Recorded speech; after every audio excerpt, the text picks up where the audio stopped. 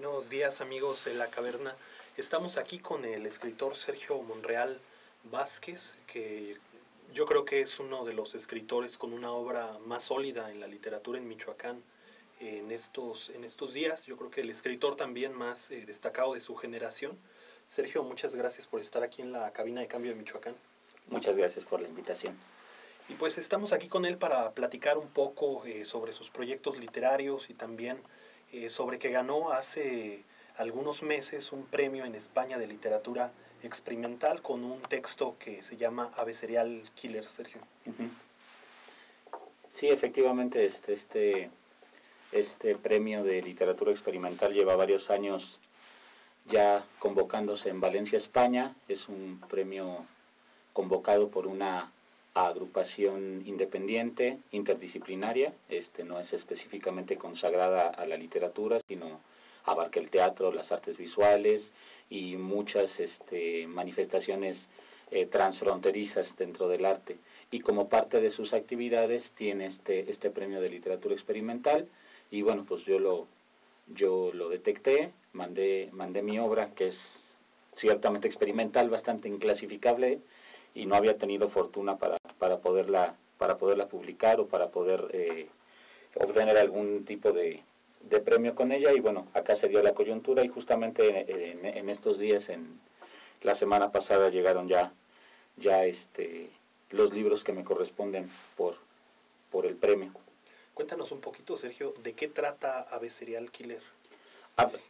Ave Serial Killer es un juego, digamos que es como en dos líneas. Por un lado puede verse como un juego netamente formal, son retos que uno como escritor se plantea en términos de depuración del oficio o de plantearse retos. Entonces el reto surgió de manera bastante casual y bastante espontánea, el tratar de escribir primero un texto donde todas las palabras del cuento comenzaran con la misma letra.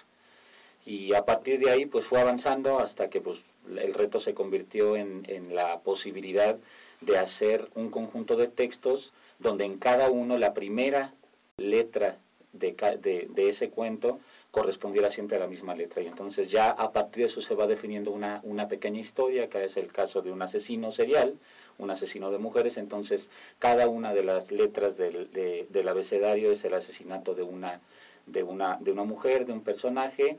Y a partir de eso surgieron nuevos retos estrictamente como formales, ¿no? Por ejemplo, hay letras que son bastante sencillas, como las vocales, obviamente, las consonantes más comunes, que tienes montones de palabras. Había algunos donde virtualmente el juego era imposible, como en el caso de la X o de la W, y entonces permitirte licencias, ¿no? Por ejemplo, en la ñ no fue posible, evidentemente, que todas las palabras iniciaran, pero sí jugar a que todas las palabras fueran con ñ, detalles de ese tipo. Y entonces aparecieron otros retos de otros textos. Me planteé escribir un texto donde todas las consonantes estuvieran en orden todo el tiempo. O sea, que lo que fueras contando siempre tuviera dispuestas B, C, D, F, G, etcétera, etcétera, ¿no? Y lo mismo con las 5 vocales de ida, las 5 vocales de regreso. Entonces es un juego netamente formal. Sí, que no, bueno, pues está chistoso, está divertido, son trabalenguas, pero a la hora de ir escribiendo, pues eso va implicando otros aspectos, como el aspecto de qué estás contando, cómo lo estás contando, para qué lo estás contando. Y la verdad es que en el momento en que yo escribí Ave Serial Killer, porque no es un libro que yo haya escrito recientemente, este libro tiene ahorita, pues, yo creo que cerca de 15 años que lo escribí, no estaba tan álgido todo el tema de la violencia de género, aunque ya era un tema muy alarmante de nuestra sociedad. El grado de alarma pues no era evidentemente el que hay en este momento. Pero las implicaciones de crímenes de mujeres pues necesariamente te conectan con una serie de preguntas. Entonces acá toda la primera parte del libro son los crímenes cometidos por este asesino, y la segunda parte, que son puros cuentos escritos omitiendo una vocal, es la persecución que 5 mujeres policías hacen del asesino hasta pues, culminar pues la investigación.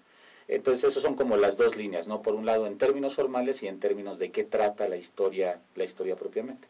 Armar una historia, digamos, con esas características formales y que tenga la estructura de una novela policíaca no debe ser algo muy sencillo. Pero además de eso tienes también poesía, tienes teatro, tienes ensayo, tienes algunas incursiones en otros géneros que tienen características muy distintas, Sergio. Sí, sí, sí. Yo siempre he sido como un tránsfuga de los diversos géneros. Me encuentro a gusto en los diversos géneros. Cada uno es tremendamente demandante en el momento en que estás focalizado en él, ¿no? Si estoy escribiendo ensayo, realmente me es muy difícil pues poderme dar una escapadita a la poesía o a la narrativa. Y lo mismo con todos los otros, ¿no? Y bueno, parte de mi trabajo, de todos los años que llevo en esto, ha sido pasar de un capítulo a otro capítulo dentro de un género o dentro de otro género. Entonces estos años han sido estos últimos, ¿qué podría decir? Estos últimos 3 años. A pesar de que propiamente, digamos, en términos como de divulgación de mi obra, tenía mucho tiempo que no aparecía un libro, pues el anterior a Serial Killer es del 2011, ¿no? Instantáneas del Distante, que es de poesía, pero sin embargo han sido años tremendamente productivos en términos de escritura, ¿no? O sea, de verdad que yo creo que para mis parámetros, o sea, la producción de textos en mi caso ha sido casi industrial, ¿no? O sea, terminé un muy, muy largo libro de ensayo histórico, crítico, literario sobre Cantinflas. Bueno, partiendo de la figura del personaje de Cantinflas, un ensayo de pues casi 400 páginas. Terminé un ensayo sobre la obra de José Emilio Pacheco. Estoy concluyendo una novela con la que tengo muchos años trabajando. He terminado un par de libros de cuentos. Los poemarios, digamos que tienen una dinámica distinta, ¿no? Sí, también hace un par de años culminé un poemario que me lo planteé como un proyecto, incluso hicimos la presentación en el Centro Cultural Universitario, en el centro de la UNAM, que se llama Arrastre Lento, que sí fue pensar un poema, que es un poemario, que es una unidad, un poemario. Y esa es otra de las cosas que he escrito en este tiempo, pero muchas veces pues los poemarios más bien se van armando de a pedacitos, ¿no? Te agarra una racha, escribes un conjunto de poemas, escribes un poema suelto y al terminar al pasar un cierto periodo resulta que tienes un material. Entonces yo ahorita, digamos, podría sobre esa base hablar de que libros recientes tengo, si tengo 2 libros de cuentos, tengo los 2 libros de ensayo, pues estoy hablando de que tengo 5 libros en los últimos 3 años escritos, ¿no? ¿Cómo es pasar de un género a otro, Sergio? De pronto tienes, digamos, el ensayo. Hay escritores que dicen que se debe escribir diariamente. Hay otros que hablan de dejar cierto silencio y de cierto espacio. ¿Tú cómo es tu proceso en particular, digamos? ¿Escribes un poema un día? ¿No puedes escribir cuentos si estás escribiendo poesía? ¿Cómo es esto? Cuéntanos un poco. Bueno, yo pienso que solo es aparente como este cambio de cassette, ¿no? Ya enseñé el cobre de la edad. Realmente no cambias de cassette, ¿sí? Lo que pasa es que tú estás trabajando sobre ciertas constantes, sobre ciertos temas, sobre ciertas rutas, ciertas obsesiones, y esas obsesiones que en el fondo son bastante pocas, ¿sí? Y son bastante persistentes, constantes. Esas son las que te van diciendo, ahorita va para allá, ahorita va para acá, pero realmente estás trabajando lo mismo. O sea, es como muy natural el tránsito. No es, bueno, ahora ya me aburrí de ahora voy a probar con el otro. No, estás siempre trabajando un poco dentro de lo mismo, y las propias intuiciones que de pronto aparecen al estar teorizando en el ensayo te llevan a una cuestión de tipo narrativo, a una búsqueda de tipo poético. El teatro en ese caso sí es un poquito diferente.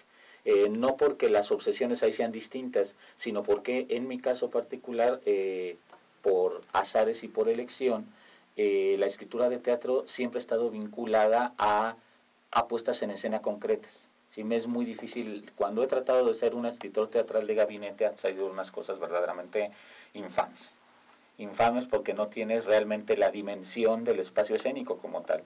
Entonces yo me he habituado, y así me gusta hacerlo, a que yo escribo teatro cuando hay un colectivo del cual yo voy a formar parte como dramaturgo, donde hay un director que tiene una idea, o a mí mismo se me ocurre una idea, y entonces le propongo a un director o un grupo de actores, decir, ¿saben qué? Pues vamos a probar esto. ¿Sí? Entonces ahí tiene esa peculiaridad, pero realmente tienes una serie de preguntas, una serie de inquietudes, una serie de territorios que son tus territorios de trabajo, y al transitar por esos territorios de trabajo, eso te va llevando a un género o a otro.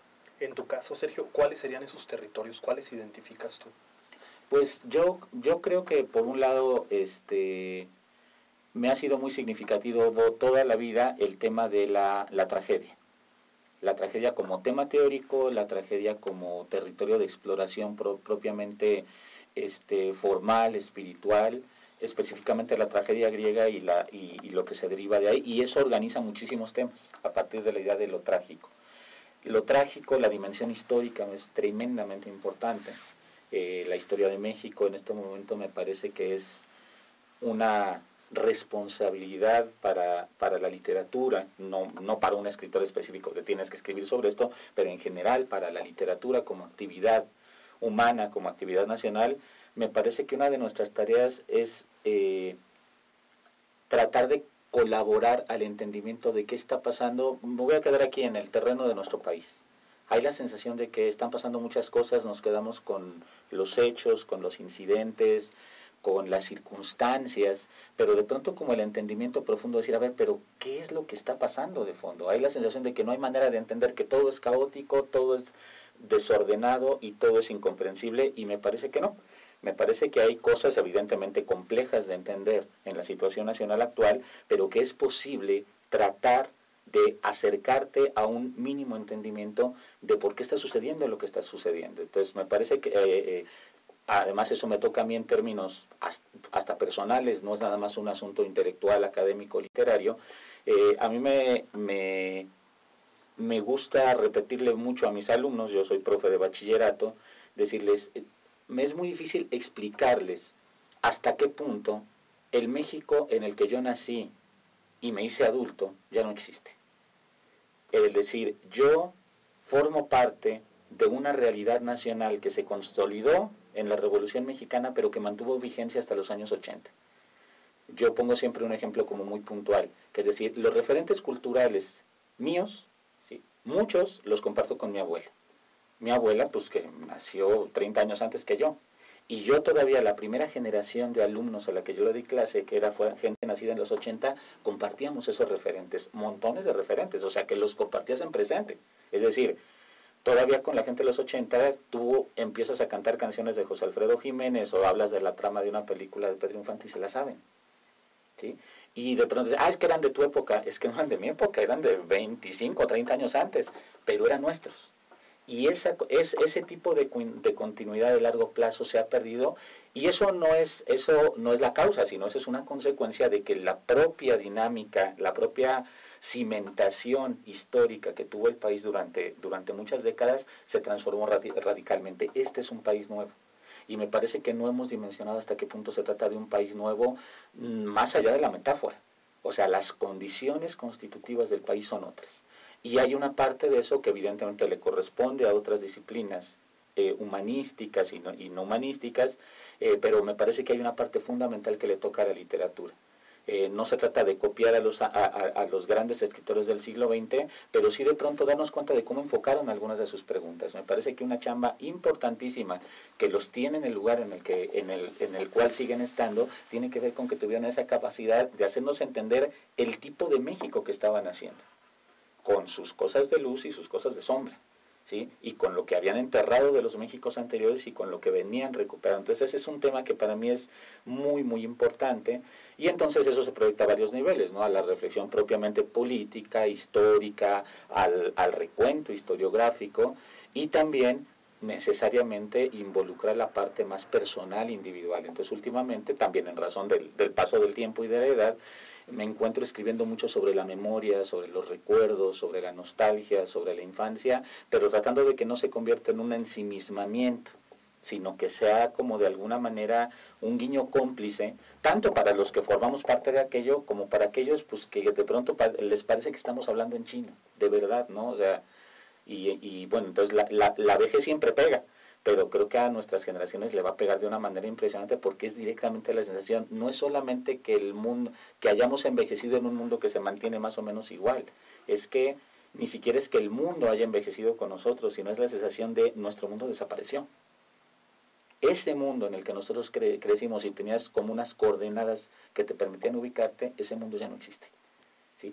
Yo no sé si eso es malo, obviamente te genera un impacto emotivo o sentimental, pero no es necesariamente malo. Yo no sé si es forzosamente bueno. Lo que me parece que es indispensable que clarifiquemos colectivamente detalles como esos, ¿no? Es una cuestión bastante compleja esta de este mundo.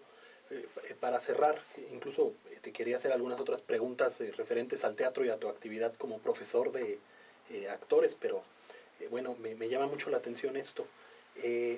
¿Cuáles serían esas condiciones que hacen que haya un nuevo México, digamos? ¿Cuál sería como la economía en los años 80, la política, el que México se abre? ¿Con qué tiene que ver, Sergio? Pues bueno, se acabó el orden del Estado de la Revolución Mexicana, pues que era un Estado complejo, que por un lado sí atendió un montón de derechos ciudadanos, de garantías populares, y al mismo tiempo se ocupó de construir a la antes de él inexistente burguesía mexicana, y que ahora lo que tenemos es un gobierno empresarial desde la llegada de Salinas de Gortari, donde quien gobierna este país es la clase empresarial. Sí, finalmente estamos acostumbrados a denostar a los políticos, pero se nos olvida que los políticos están al servicio o en todo caso forman parte de una clase muchísimo más amplia. Muy bien. Pues Sergio, yo creo que vamos a tener que hacer otra charla porque se quedaron muchas cosas en el tintero, como por ejemplo preguntarte por tus libros también publicados, además de las obras que ya mencionas que estás trabajando, que has concluido, y pues agradecerte mucho por estar en este espacio de Cambio de Michoacán, que creo que siempre ha sido pues tu casa, que siempre está abierta a lo que podamos ofrecerte, ¿no? No, muchísimas gracias por la invitación y yo encantado de poder volver a visitarlos. Muchas gracias. Pues amigos, esto fue La Caverna.